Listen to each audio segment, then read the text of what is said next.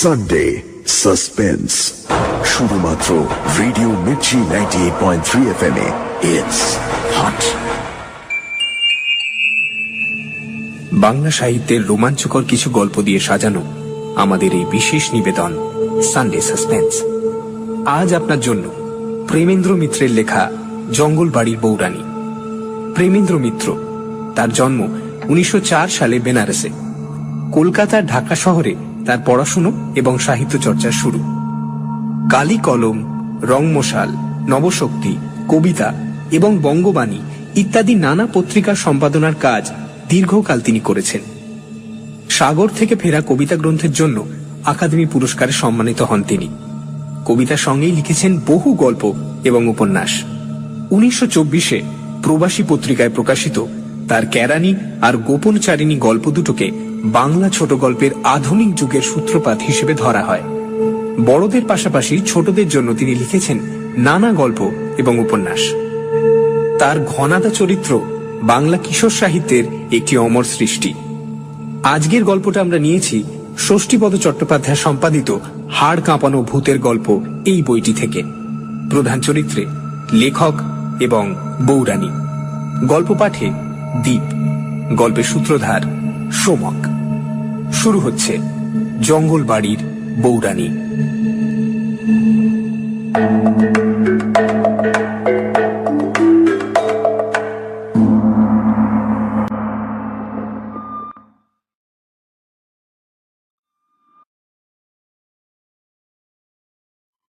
অনেকদিন থেকেই স্বাদ অকুল বিশাল কোন নদীর ওপর পানসি করে কয়েকটা দিন রাত্রি খেয়াল মতো স্রোতে ভাসিয়ে কাটিয়ে দেব।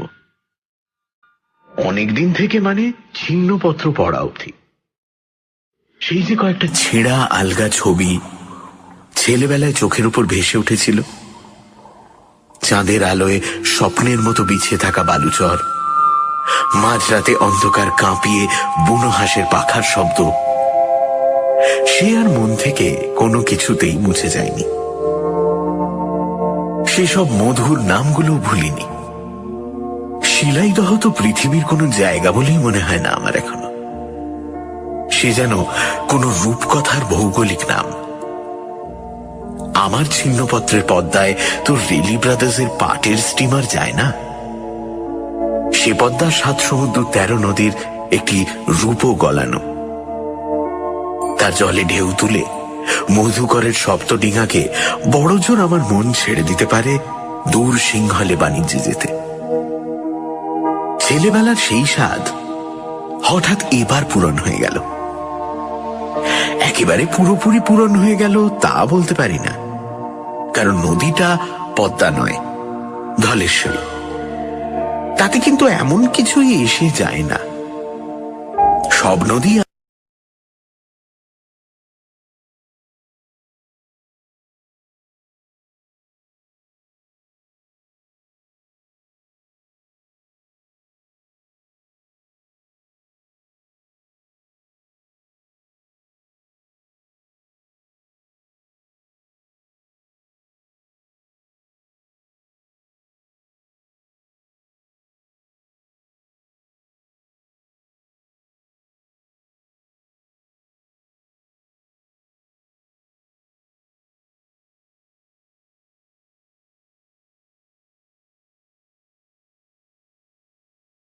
সেও ছোটখাটো রণরঙ্গিনী মূর্তি ধরে বর্ষায় প্লাবনে ভাঙন ধরায় লোকালয়ের খুলে। তার বুকে চর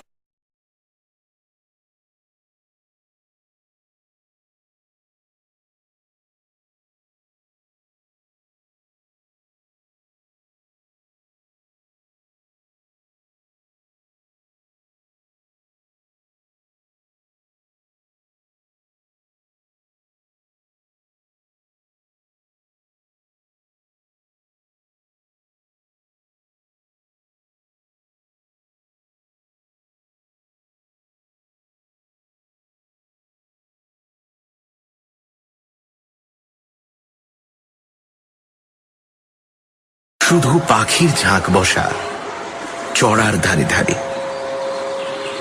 তার জন্য একা চরণ মাঝি যথেষ্ট। অধিকাংশ সময়ই তো আর সবারই ছুটি। একা চরণ বসে থাকে হালে, কাঠের মূর্তির মতো। শুধু যখন মেঘনার মোহনায় গিয়ে পড়বার উপক্রম হলো, তখন স্রোতের উজান ঠেলে যেতে দাঁড়ে হাত দিতে হলো অন্য মাঝিদের। ছিন্নপত্রের স্বপ্নের কুয়াশা মনের মধ্যে না থাকলে পানসির জীবন বেশ পানসে হয়ে উঠত। গরমিল তো কম নয়। ছিন্নপত্রের পদ্মায় কচুরিপানার কুৎসিত জঙ্গল দেখেছি বলে মনে পড়ে না। তাছাড়া রামসেবকের রান্না থেকে চরণ মাঝির চেহারা পর্যন্ত খুব ধরবার অনেক কিছুই ছিল, কিন্তু আমি ছিলাম ওসবের প্রায় ওপরে। প্রায় উপরে এই জন্য বলছি যে চরণ মাঝির চেহারাটা সবসময় ঠিক স্বাভাবিকভাবে বরদাস্ত করতে পারতাম না। এক এক সময় নিজের অজান্তেই বুঝি শিউরে উঠেছি।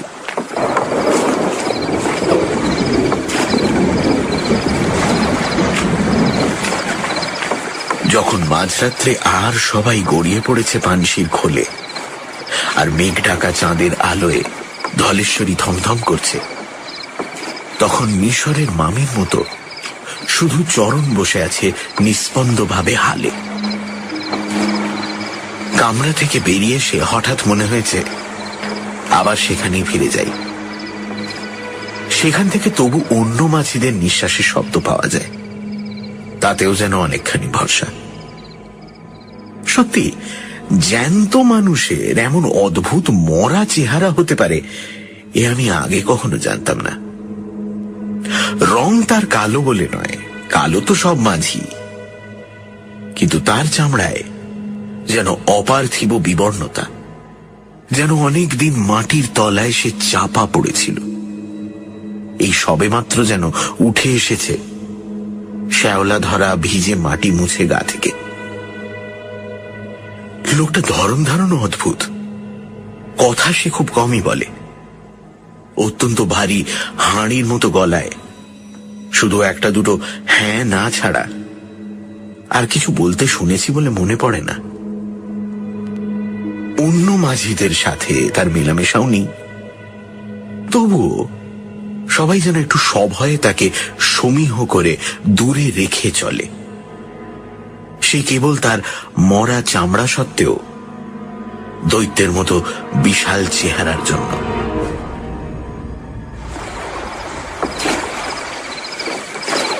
সেদিনও মেঘে ঢাকা ভাঙা চাঁদের মরা জ্যোৎস্নায় চারদিক ছমছম করছে।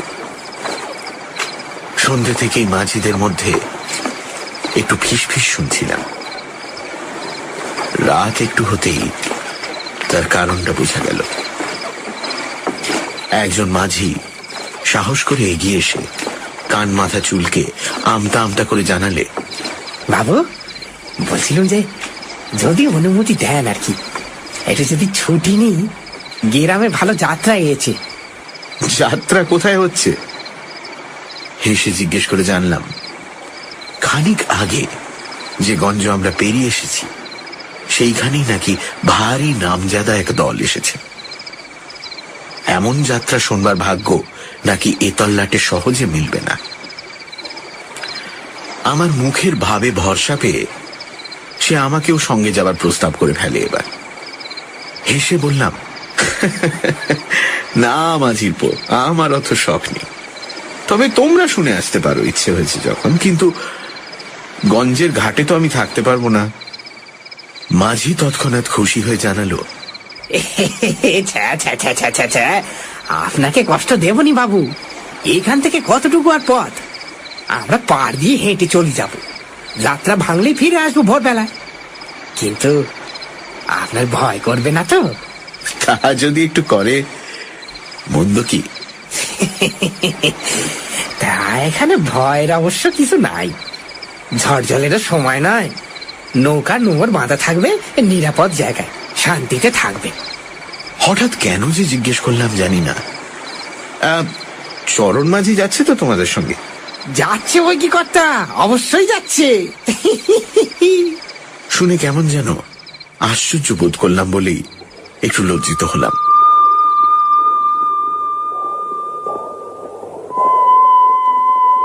মাঝিরা সব চলে যেতেই একেবারে পানশির কামরার ছাদে উঠে গিয়ে বসলাম। এমন অপরূপ নির্জনতা ভোগ করার সৌভাগ্য কখনো তো হয়নি। মাঝিরা সবাই চলে গেছে। হিন্দুস্তানি ঠাকুর রামসেবক পর্যন্ত সঙ্গে গেছে হুজুগে পড়ে। দূরে কোথাও একটা দুটো নৌকোর আলো পর্যন্ত নেই। বিশাল ধলেশ্বরীর বুকে আমি একা। একথা ভাবতেও কেমন যেন পুলকের রোমাঞ্চ হয়। ঠিক পুলকের রোমাঞ্চ কিন্তু পরে সেটা রইল না।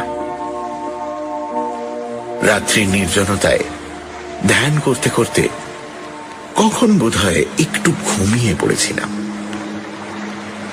উঠে দেখি চারিদিকে দৃশ্য বেশ বদলে গেছে। ভাঙা চাঁদ পশ্চিমে দিগন্তে ঢলে পড়ে কেমন যেন ফ্যাকাশে হলদে হয়ে উঠেছে।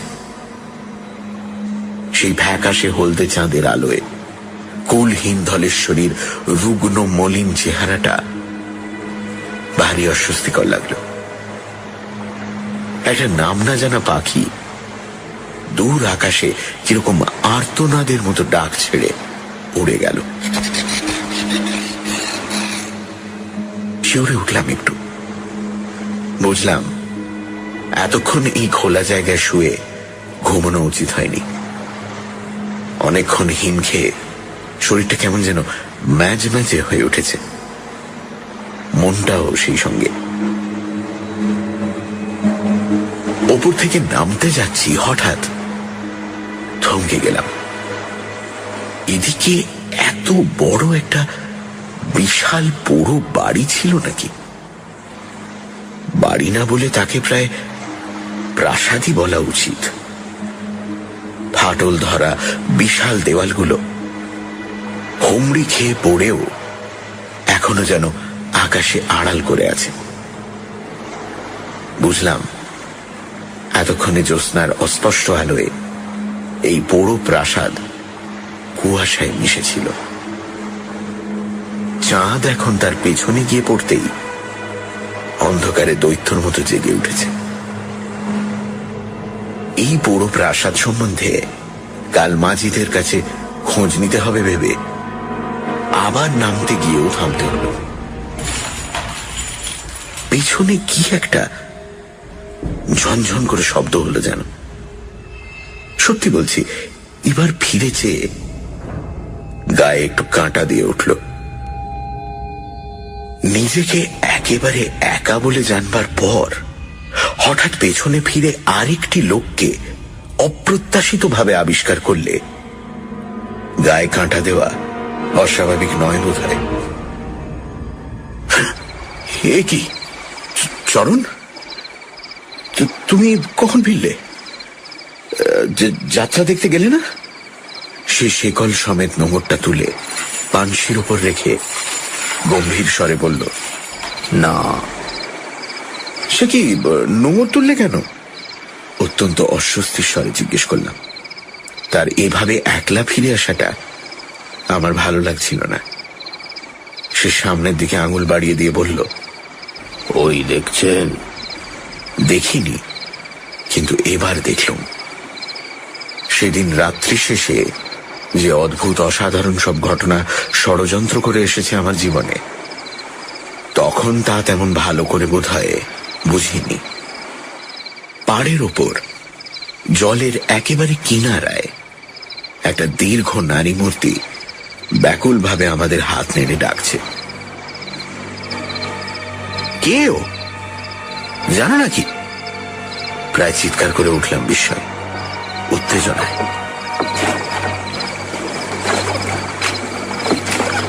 হাল ঘুরিয়ে নৌকো সেই পাড়ের কাছে ভেড়াতে চরণ শুধু নিঃশব্দে মাথা নাড়ল।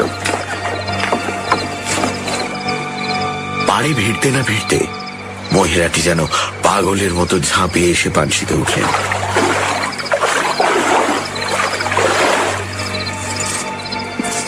আমার কাছে এসে তারপর ভীত ব্যাকুল স্বরে বললেন, আমায় বাঁচান, আমায় বাঁচান, দোহাই আপনার, আমায় বাঁচান।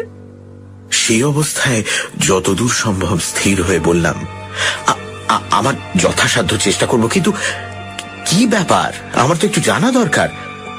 আপনি আমার সঙ্গে কামরায় চলুন। আঁচল ঢাকা দিয়ে কি যেন একটা ভারী জিনিস তিনি বয়ে এনেছিলেন। কামরায় চৌকাঠের কাছে সেটার ভারী একটু হোঁচট খেতে ভদ্রতা করে বললাম, ওটা বড্ড ভারী বোধ হয়, আমার হাতে দিতে পারেন? না। তিনি এই কথায় এমন আঁতকে উঠে পিছু হটে দাঁড়াবেন জানলে নিশ্চয়ই ও কথা বলতাম না। তাই একটু বিমূঢ় ভাবেই নিজের কামরায় ঢুকে লণ্ঠনটা আর একটু উজ্জ্বল করে দিলাম। নিজের ব্যবহারে তিনিও বোধহয় একটু লজ্জিত হয়েছিলেন। ঘরে ঢুকে আঁচলের আড়াল থেকে একটা অদ্ভুত আকারের বাক্স বের করে আমার সামনে রেখে দিলেন তিনি। আমায় মাফ করবেন, আপনাকে অবিশ্বাস করা উচিত হয়নি, কিন্তু ভয় ভয় এমনি হয়ে গেছি। মহিলাটিকে কামরার আলোয় এতক্ষণে ভালো করে দেখলাম। চেহারায় তার স্পষ্ট বড় ঘরের ছাপ, কিন্তু কথাবার্তা ধরন ধারণ যেমন তার অদ্ভুত, তেমনই তার পোশাক। যাই হোক, তখন সেসব নিয়ে মাথা ঘামাবার সময় নয়। কি আছে ওতে? তিনি কথা বললেন না, শুধু বাক্সের ভেতর কুণ্ডলি পাকানো এক রাস সাপের চোখ যেন জ্বলে উঠল। চমকে গেলাম। সাপ নয়, হিরে মুক্ত জড়োয়া গয়না। তেমন গয়না আমি কখনো দেখিনি। মহিলাটি মুঠো করে কয়েকটা গয়না বাক্স থেকে তুলে কামরার মেঝে ছড়িয়ে দিলেন। আমি নিজের অনিচ্ছাতেই একটু শিউরে সরে বসলাম। সেগুলো যেন জড় বস্তু নয়, ক্রূর সরীসৃপ। দরজায় খুট করে একটা শব্দ হতে মুখ তুলে দেখি চরণ। কখন সেখানে নিঃশব্দে ছায়ার মতো এসে দাঁড়িয়েছে। তার কোটরে ঢোকা চোখেও যেন সাপের মতো হিংস্র লোভের ঝিলিক। পলক ফেলতে না ফেলতে সে সরে গেল। ভয় পেয়ে একটু বিরক্তির স্বরেই বললাম, তুলে ফেলুন এগুলো বাক্সে। এসব সাংঘাতিক জিনিস নিয়ে আপনি কি বলে এত রাতে একা বেরিয়েছেন? আমার দিকে অদ্ভুতভাবে তাকিয়ে গয়নাগুলো বাক্সে তুলতে তুলতে তিনি বললেন, বেরোবো না, ওরা যে সব ছিনিয়ে নিতে চায়। ওরা? ওরা মানে কারা? আমার শ্বশুর বাড়ির লোকেরা। আমার স্বামী বিদেশে, ওদের এখন এই গয়নাগুলোর ওপর অসীম লোভ। ওরা সব করতে পারে এগুলোর জন্য, খুন করতে পারে, কিন্তু আমি দেব না, কিছুতেই দেব না। রাত্রের অন্ধকারে গা ঢাকা দিয়ে তাই আমি পালিয়ে এসেছি। কিন্তু আপনি যাবেন কোথায়? যাব বাপের বাড়ি। ওরা আমায় দিন রাত আগলে রাখে, যেতে দেয় না। দোহাই আপনার, 2 ক্রোশ মাত্র গেলে আমার বাপের বাড়ি, আমায় সেখানে পৌঁছে দিন। আচ্ছা আচ্ছা, আপনি ব্যস্ত হবেন না, আমি ব্যবস্থা করছি বলে আমি কামরা থেকে চরণকে আদেশ দেওয়ার জন্য বেরোলাম। কিন্তু আশ্চর্য, চরণ যেন আগে থাকতেই সব জানে। সে হালে বসে আছে, নৌকো চলছে। বললাম, ক্রোশ 2 বাদে নৌকো থামিয়ে খবর নিও। নিশ্চল ভাবে বসে কি যেন অস্পষ্ট জবাব দিল। অত্যন্ত বিশ্রী একটা অস্বস্তি নিয়ে আবার আমি কামরায় ঢুকে বললাম, আমি বাইরে যাচ্ছি, আপনি এই কামরার ভেতরে দরজা দিয়ে দিন। তিনি ব্যাকুল ভাবে বললেন, না না, সে আরো ভয় করবে। আপনি আপনি আমার সঙ্গে থাকুন। উত্তরে কিছু বলবার আগেই টলে গিয়ে চমকে উঠলাম। এই কি, নৌকো হঠাৎ ঘুরে গেল কেন? চরণ মাঝি হাল ছেড়ে দিয়েছে নাকি? পানসি নিজের খেয়ালে ঘুরছে? টাল সামলে উঠেই বুঝলাম আমার আশঙ্কা মিথ্যে নয়। ডুবে যাওয়া চাঁদের শেষ ক্ষীণ আলোয় দেখলাম ঠিক যমদূতের মতো চরণ এসে কামরার দরজায় দাঁড়িয়েছে। কি হিংস্র শত্রুর লোভ তার অমানসিক চোখে ও মুখে। বুকের রক্ত হিম হয়ে গেল সেদিকে তাকিয়ে। অপরিচিতা মহিলা আতঙ্কে চিৎকার করে বাক্সটা সজোরে বুকে আঁকড়ে ধরে উঠে দাঁড়ালেন। না না না, আমি কিছুতে দেব না, ছেড়ে দাও আমায়, না আমি দেব না, কিছুতে দেব না আমি। ছুটে বেরিয়ে এলেন বুঝি আমার কাছে সাহায্যের আশায়, কিন্তু বৃথা। আমি বাধা দিতে যেতেই সবল হাতের একটা ঘুষিতে মাথা ঘুরে সজোরে পড়ে গেলাম কাঠের মেঝের উপর। মাথায় চোট খেয়ে তখন আমার কিরকম একটা আচ্ছন্ন অভিভূত অবস্থা। চোখের সামনে যা ঘটছে তা দেখতে পেলেও আমার যেন উঠে দাঁড়াবার ক্ষমতা নেই। গলার স্বর পর্যন্ত রুদ্ধ হয়ে গেছে।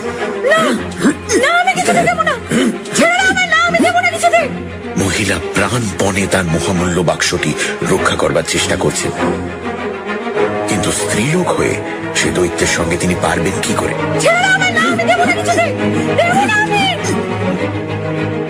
ধীরে ধীরে বাক্সটা কায়দা করে নিয়ে চরণ তাকে নৌকোর ধারে ঠেলে নিয়ে যাচ্ছে। তিনি টলছেন একেবারে জলের কিনারায়।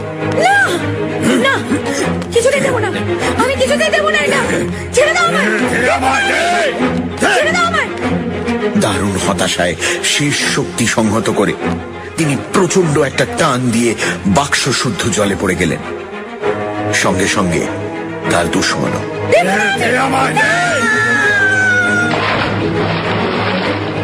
এতক্ষণে একসঙ্গে গলার স্বর আর দেহের সাড়া পেয়ে আমি চিৎকার করে ছুটে গেলাম পানশির ধারে। আরে আরে কেউ আছে? মহামূল্য বোঝায় ভারী সেই বাক্সের টানে দুজনেই তলিয়ে যাচ্ছে নদীর অতলে, তবু কেউ ছাড়বে না তার দখল। আরে কেউ আছে? আরে কেউ আছে? বাঁচান বাঁচান! সাঁতার জানি না, মহিলাটির সাহায্যে ঝাঁপিয়ে পড়েও কিছু করতে পারবো না।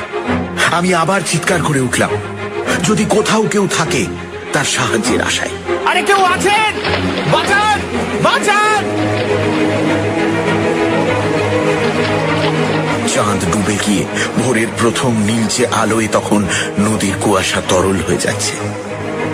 কটা ইলিশ মাছের ডিঙি বুঝি কাছেই ছিল। চিৎকার শুনে তারা কাছে এসে ভিড়ল। ব্যাকুল ভাবে এক নিঃশ্বাসে তাদের যথাসম্ভব সমস্ত ঘটনা জানিয়ে যেখানে তারা দুজনে ডুবেছে সেই জায়গাটা দেখালাম। তার প্রথমে গম্ভীর হয়ে শুনে হেসে উঠল। কি বলছেন বাবু? বাবুর পেট গরম হয়েছে। হেসে জানালো যে এরকম আজগুবি ব্যাপার হতেই পারে না। যত ভারী জিনিসই হোক, একেবারে গায়ে বাঁধা না থাকলে কাউকে এক টানে ডুবিয়ে নিতে পারে না, তাও দুটো লোককে। হাতে ধরে কাড়াকাড়ি করতে করতে ডুবলে দুজন না হোক একজন তো ভেসে উঠতই। আর তাছাড়া 2 ক্রোশ কেন, এদিক ওদিক 20 ক্রোশের মধ্যে প্রাসাদের মতো কোনো পোড়ো বাড়ি নদীর ধারে নেই। দামি গয়নার বাক্স সমেত ওরকম মেয়ে লোক আসবে কোত্থেকে? আমি রেগে উঠে বললাম, আরে তাহলে কি আমি মিথ্যে বলছি? বৃদ্ধ গোছের একটি মাঝি একটি ডিঙির এক কোণে বসে এতক্ষণ নীরবে তামাক খেতে খেতে আমার কথা শুনছিল। তারা কিছু বলবার আগেই সে এগিয়ে এসে শান্ত স্বরে বলল, না বাবু, আপনি মিথ্যে বলেননি। আমি জানি আপনি জঙ্গল বাড়ির বউরানীকে দেখেছেন। তার সমর্থনে একটু ভরসা পেয়ে বললাম, জঙ্গল বাড়ির বউরানী? তুমি জানো তাহলে? কোথায় জঙ্গল বাড়ি বলো তো? খানিকক্ষণ চুপ করে থেকে নিচে জলের দিকে আঙুল দেখিয়ে সে হঠাৎ বলল, ওইখানে বাবু। আজ 50 বছর হলো জঙ্গল বাড়িকে নদী টেনে নিয়ে গেছে, তবে বউরানী তার জ্বালা ভোলেনি। এখনো মাঝে মাঝে কারো পানশিতে এসে ওঠেন।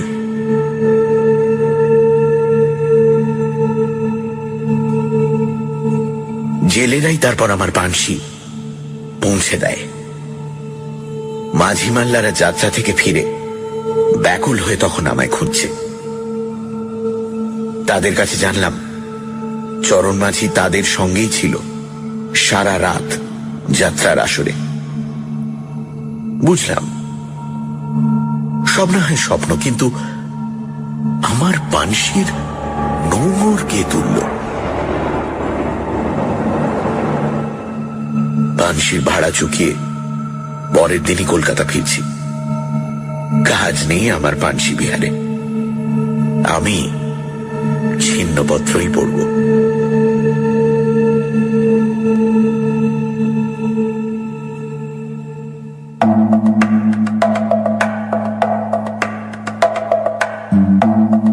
শুনছিলেন জঙ্গল বাড়ির বৌরানী, রচনা প্রেমেন্দ্র মিত্র, গল্প পাঠে এবং বুড়ো মাঝির চরিত্রে দ্বীপ, গল্পের সূত্রধার চরণ মাঝি এবং অন্যান্য চরিত্রে সোমক, বৌরানী শ্রী, শব্দগ্রহণ, আবহ সঙ্গীত এবং স্পেশাল এফেক্টসে রিচার্ড, বিশেষ সহযোগিতায় সোমক, পর্ব পরিচালনায় রাইট ব্রাদার্স থেকে অনির্বাণ এবং অভিষেক, সমগ্র পরিকল্পনা ও পরিচালনায় ইন্দ্রাণী। রেডিও মির্চির তরফ থেকে আন্তরিক ধন্যবাদ শ্রী মিন্ময় মিত্রকে আমাদের পাশে থাকার জন্য। আগামী সপ্তাহে ঠিক এই সময় আরো একটি রোমাঞ্চকর গল্প নিয়ে হাজির হবে সানডে সাসপেন্স।